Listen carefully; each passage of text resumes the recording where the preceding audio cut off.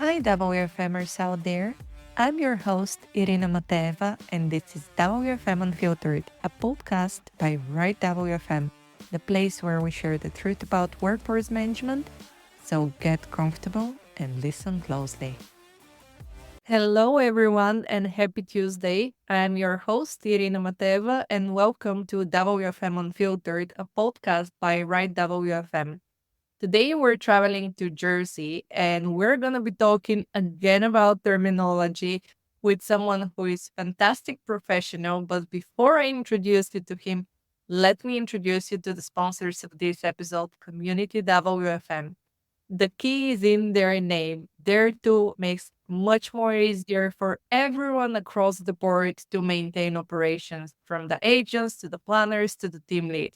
So if you're looking for a partner that's truly invested in making stuff easier for you, reach out to them. More info in the show notes. And with that, on to the show. Hi, Greg. How are you doing? Hello. Good. How are you? I am doing amazing. I'm so happy that you accepted that invitation for this chat.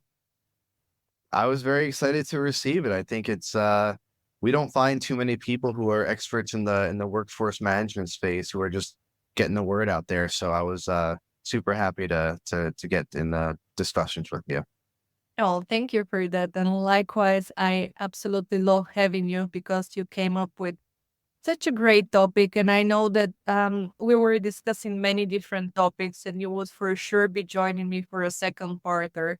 And that's gonna be something completely different that we're gonna be doing. And I'm so excited about that. But before we kick off, can you please introduce yourself? Sound good. My name is Greg McConney. I'm currently working at a awesome company called XtendOps, which is a contact center BPO. Really, we're doing customer success across various channels for a lot of awesome companies. And at XtendOps, I serve as the VP over workforce planning and also analytics and business intelligence. So I love the role. I really love all things data. So this is a really perfect blend for me of not only using data to help our clients understand their metrics better, us understand ours, but also using it to optimize our workforce in the perfect way. And before XtendOps, I was at Verizon for 8 years, where I led their workforce planning organization. So major change going from one giant company where you have tons of different call queues and business units that you're managing day to day, to a BPO where you are looking at various different companies and really have to keep your eye on a lot of different things and really prioritize your time in the smartest possible way. You have such a great background, and you're right, it's such a shift, but you're going from a massive company that's so big on the market to, I must say, a BPO that I was quite excited to hear about because I know that you're truly invested into making the life of agent easier, which is something that it's kind of disregarded, especially in BPO. So join us for the second conversation. This is going to be our topic.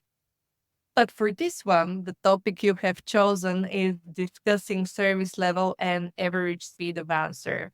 So before starting to share our opinion about them, do you want to kick off with some kind of terminology definition? What is a service level and what's average speed of answer? Yeah, absolutely. So service level is that metric that almost every company will have, and it typically serves as an executive metric is how I like to look at it. But what it helps you understand is how many of your contacts are you responding to and answering in a certain amount of time. So Mhm. one, you might hear a company might say, hey, I really want to answer 70% of my calls in 60 seconds. You might have another company who, they invest a little bit heavier in their customer service. They might want to answer 90% of their calls in 10 seconds. So companies really, depending on how much they want to invest in the space and how fast they want to answer their customer contacts, will define a different service level metric. But that's really what it tries to get at. Average speed of answer is really just how long is it taking you to answer every single contact before a customer would abandon. And that's really the key, right? You're trying to understand, okay, I had maybe 100 calls come in today. On average, I answered them in 30 seconds, but I can really understand that distribution of how many were answered in 10 seconds, 200 seconds, 50 seconds, because you could have a very disparate distribution there.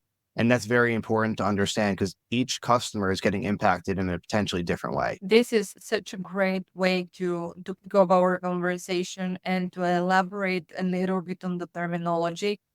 Before we continue with going deeper, I'm sorry, I'll have to get it out of my system and start with the rant. Do you know what's one thing that really annoys me? Really gets me out of my skin is when we're talking about targets and KPIs and service level and abandonment and what have you, when I hear the term industry standard.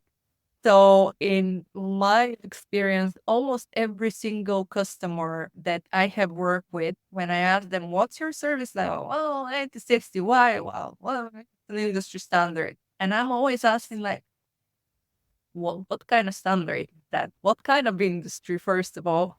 And my opinion on those targets is that someone once has made some sort of a research, like 20 years ago, has produced some numbers, and now everybody is using those numbers without understanding their own operations, which is where the issue with both service level and average speed of answer starts with.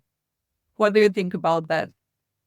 Yeah, I totally agree. It can be very frustrating when you're, doing this every single day and you're told like, hey, this is the industry standard. I think what it comes down to is customers want their contacts answered really fast, right? And that really fast can mean a lot of different things. To me, it's an industry standard could also be a little bit of an excuse to invest less in customer success. If you really want to deliver that exceptional customer experience, it starts with answering the phone. And unless you're really staffing bell to bell and across all your queues, and you're really making sure you're meeting all the requirements needed and even overstaffing a little bit to be safe so that those reps aren't back to back on calls, they have a little bit of a break in the day. I think you're going to find it challenging to deliver even the industry standard. So I think industry standard is something it can help, but I also see it as an excuse to not invest more in really getting those customers through to your agents. The way that I'm looking at it, industry standard is a great way if you have no clue and no expectations about your own business and your own operations, and you just have to have a starting point. This is how we usually use industry standard. But while you were talking and explaining about customer success, the thing that started playing in my head was, if we have to be honest, who cares about the service level and average speed of answer? Because if I'm a customer, right, I neither have access to your metrics, neither, to be honest, I care about them. I don't care if 90% of your customers are answered within 6 seconds if I'm 3 hours waiting on the phone to get connected to someone. So how the heck do we reach what we have internally to the customers? Yeah, I think it's how well you have a handle on your data and are you actually taking action on it. So I think in order to really a starting point to understand where your company sits is you need to understand not only ASA by time of day, but you really also need to understand in every interval, what's your distribution of answering times? So let's say, for example, at 12 o'clock in the afternoon, you are answering 50% in 10 seconds, but the other 50% are in a minute and a half, 90 seconds. Then at 8 o'clock in the evening, you're maybe answering 30% in 10 seconds and 70% are in 3 minutes, right? You're clearly showing that you're imbalanced to what the requirements are based on however the demand is coming into the company. You need to have your handle on that data so you can take action, move schedules. You might need to hire to a different schedule distribution, but ultimately it's on the company to make sure they're staffing appropriately so that all customers come in some sort of balanced way. You're never going to be perfect here. Let's be real. Every forecast every day in workforce planning is going to miss somewhere. You're going to miss your handle time forecast, your call forecast, how many people show up for work that day, so your shrink. Something's going to miss. It's going to throw off your data. You then have the opportunity to make sure you have a full picture of what's going on, so you can really move the pieces around and ensure the customer gets answered fast. But I agree, customers aren't going to care about our ASA. It's really on the company's responsibility to care, take action, and move things around, because the last thing you want to do, and this is the way I've always thought about it, if you're delivering a worse speed of answer in the evening versus the daytime, you're just taking it out on customers who happen to have a schedule where they need to call you at night. And that's not fair. Also, on top of that, right, we think about in customer service the metric of occupancy, which is how busy are reps, right? How often are they in that taking call state? If you're busy at a certain time of day, those reps are going to be back to back to back on phone calls, and the burnout's going to start happening. Versus the daytime shifts, they might be less busy. So they're getting those 5-minute breathers. They're getting more coaching and development. They're able to spend more time off the phone, maybe take more days off in the day if things are less busy. You want that for everyone. You want everyone in your business, all the agents, have the same opportunity for having a good work-life balance. So if I have to take you back, is because a big part why your agents are busy or not is due to how many people we have available. But how many people we need to have available comes from a big part from those targets that we want to follow internally. So my experience that usually we are accommodating those targets to manage our business, our service versus the cost to manage that service. And this is where usually we start playing, okay, what is the optimal balance between how many people we want to service for a certain amount of certain amount of time versus how much we're willing to pay for that. And this is where it can all goes wrong. It can all goes okay, because for me, at some point, especially if you're using service level, at some point you cannot go get above that. So you are investing into hiring more people and more people and more people, and the service level remains 97%, 97 and a bit percent, and it makes no sense for your business. On this, I know that you are potentially not a big fan of service level. So can you tell me why is that? I'll say, just to answer your last point, I think it's a great call out that a lot of people, sometimes we don't think about it, right? Which is, there is a cost to all of this, and every company has a budget. Mm-hmm. So sometimes you run into a problem where, you're trying to deliver a better service level or a lower speed of answer, but that comes with a cost. Now, I'll tell you, in any time I've done this analysis, I've always provided at the beginning of the year, the end of one year for the next, when we're doing the budgeting process, every single speed of answer and what the cost of it will be to the business. I'm very fortunate that the places I've worked have prioritized the customer experience, and they've really went with a more expensive model and a lower speed of answer, because it's so important to get the customer through to an agent. But it's just a great call out that the financials do play an absolute important role here, especially in the BPO space. A lot of people come to us because labor is too expensive, and they're looking for ways to optimize costs and still get the quality of a good customer success professional. On a topic, though, of service level and why I personally don't like it, I just think, for example, if you want to answer 70% of your calls in 30 seconds, and let's say you're delivering that, there's then another 30% that's sitting out there of people you don't even know what's happening with them. And I've seen this happen in reality multiple times. You might be delivering that amazing service level in a part of the day, but what about if those, let's say 20% of that remaining 30% are being answered in 60 seconds, but what if that final 10% is waiting 10 minutes and you don't know that? That is really important, because that customer base is now going to be frustrated when they get on with their agent.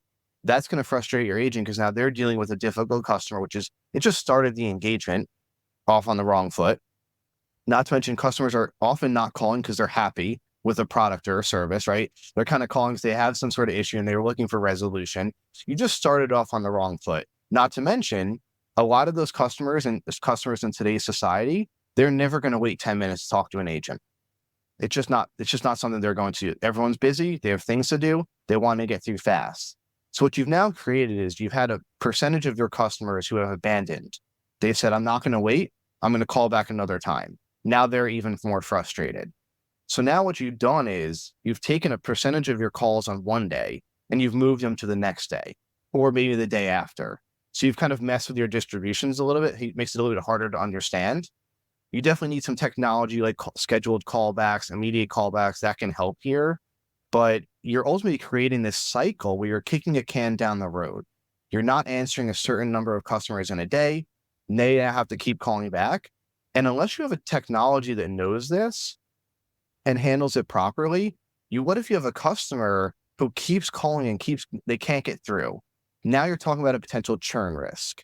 You're talking about something that's maybe a little bit of a more difficult problem for your agents to solve. So by investing up front, you are solving several other problems at the same time. But really comes down to my issue with service level is you're not getting the full story. And you need the full story if you want to understand of your customers who's being delivered that white glove service you're looking to maybe deliver versus a really poor experience because your schedules aren't in the right spots or you haven't invested in hiring the right number of people.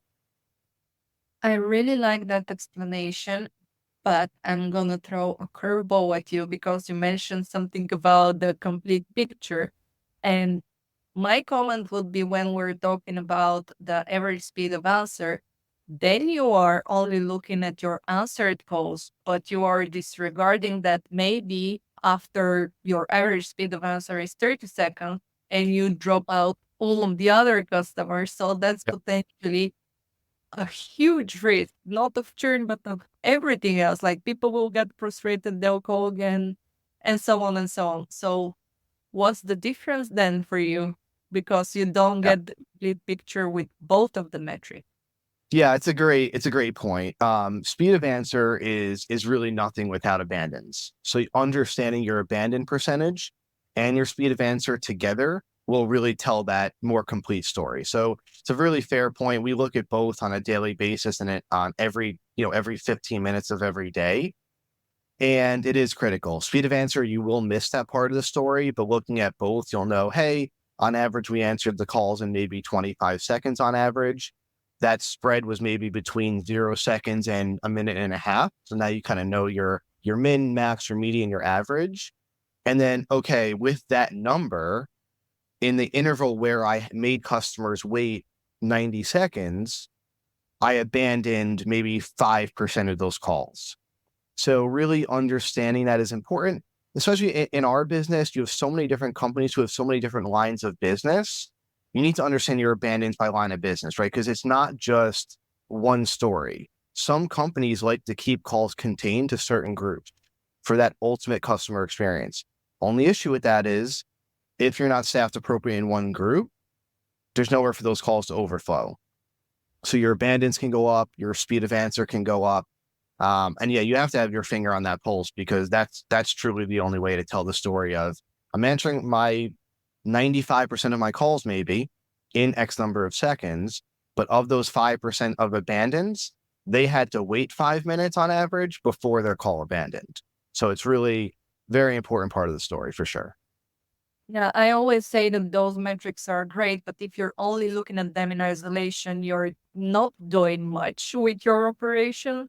Yep. And other thing that I have noticed in a lot of companies that I have worked with is that they look at the target as an absolute value, but they're not looking at what's behind that number. So when we're talking about 80% of customers, we have answered them in 60 seconds. Well, that's great. But indeed, what happened with the other 20%? Did we drop them? Because imagine that you're in a sales environment where every sale counts and you see 20% of the people that potentially can buy your product. I mean, that's a huge loss.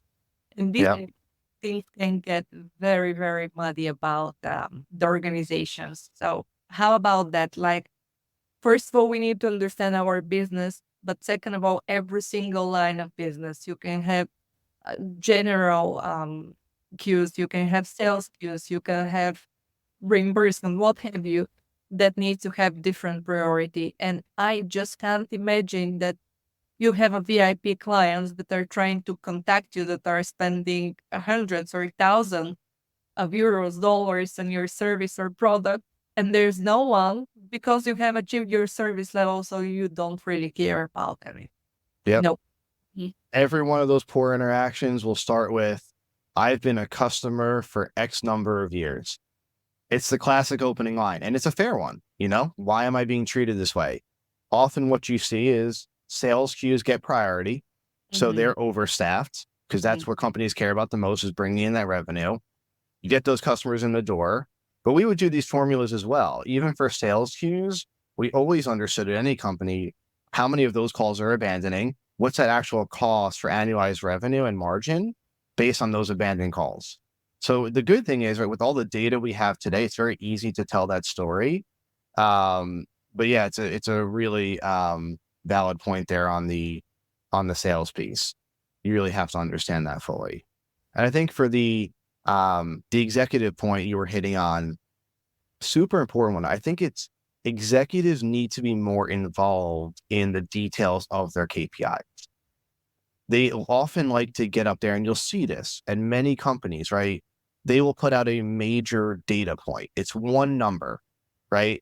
And you hope that it's showing the right story, but it could be, okay, we're answering 80% of our calls in 20 seconds. Great. But like you said, to the customer, that means nothing. Maybe to shareholders, it means something, but it's important that executives understand they have to get engaged. They have to understand a little bit more underneath that, because ultimately they'll be the ones who approve funding to improve it if they want to. But also they're the ones who are going to get the escalations, right? Think about when customers are frustrated and they couldn't get through and they're waiting an hour for the, longest delay in the queue. Those CEOs are going to get emails. That's typically how it works, right? Customers are going to look up, hey, maybe a LinkedIn message, a Twitter post, but they're gonna call out that bad experience, and then the CEO is going to be put in a position, or a high level executive of, hey, why are you not delivering? Why didn't you answer my phone call? And they're going to have to get deep at some point. I'm not saying they need to know the nitty gritty by interval, but they should really understand what's behind a service level number, how it's fluctuated. Are they really hitting their target? How many customers may have been impacted and what could be perceived as a negative experience? There's a lot of ways to feed them some highlight data points where they could see it in one page, but have a much better pulse on their customer experience than just one number. So important. And one thing that we're not spending a lot of time analyzing or understanding is, how is the customer service or experience impacted the missed opportunity for concluding a sale, acquire a new customer, or basically leading to churn? Because that's one thing that we're not making the parallel. And I'm exactly that type of a customer. I'm very loyal. If I like your product or service, I'm going to be with you for years until you annoy me.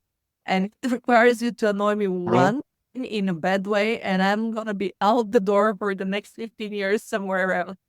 And every where I'm calling a customer service for my issues, for the bank, for example, if you make me wait, and then the moment that you say something kind of wrong or with the wrong intonation of the call, for me, it's like, well, that's the second strike. I'm out. Like, thank you very much. Yeah. Oh, absolutely. You hit on a super great point there. I mean, think about it this way. You have service level and speed of answer to get to the agent.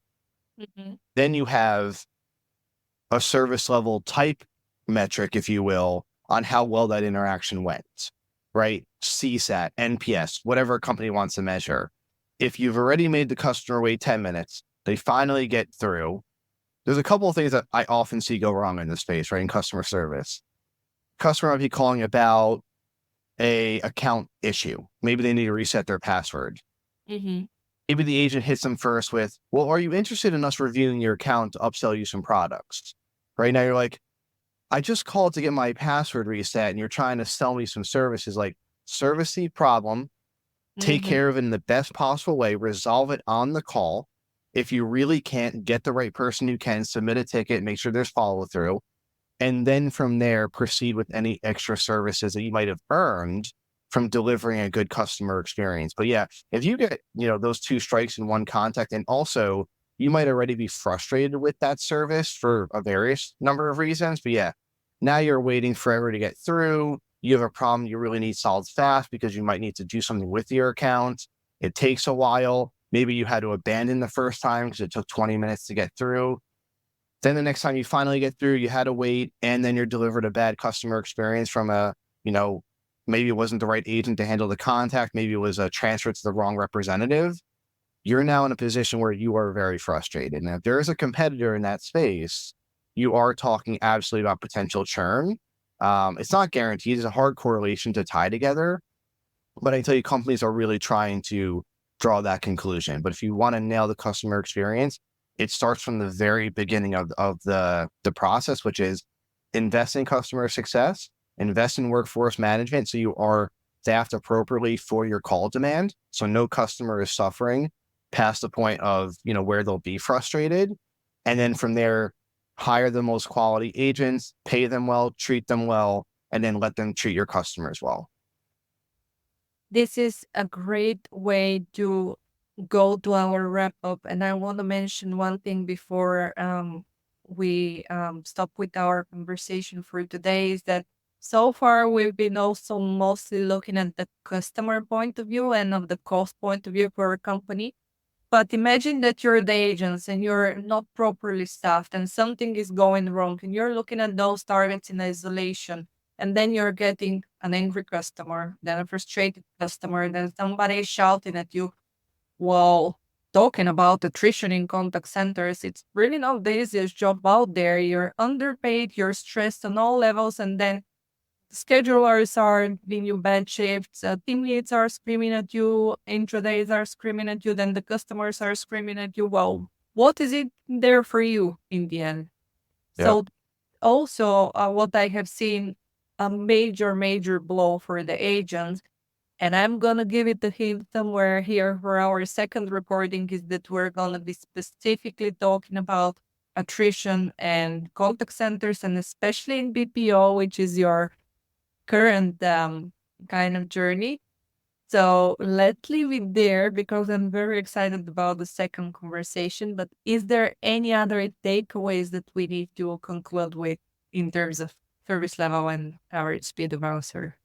No, I think you nailed it. I love the conversation. It's always great talking to you because you're just so engaged in the industry, and we need more people talking about workforce planning. It's such an important science, and it sometimes just doesn't get enough love.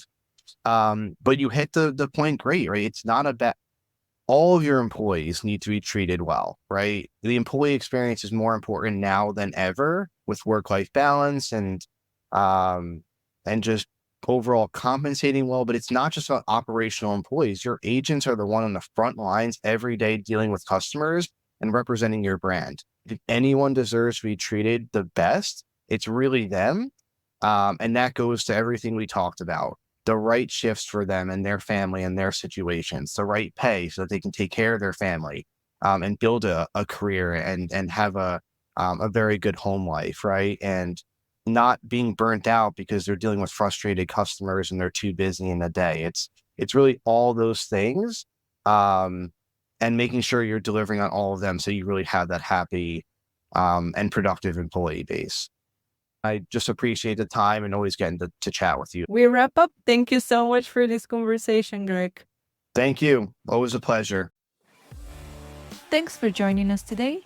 I'm your host, Irina Mateva, founder of WFM, where we believe that every business and its people are unique and deserve the right solution to their challenges. If you need support with workforce management, we're just a message away. Get in touch at irina@rightwfm.com or info@rightwfm.com. If you like the content and would like to support the show, please subscribe to WFM Unfiltered on your favorite podcast platform, leave a review, and follow me on LinkedIn. You can also show some love to our great sponsors. For more information about them, check out the episode notes. This is your place for real WFM, so to suggest guests or topics, get in touch at Irina@rightwfm.com. See ya!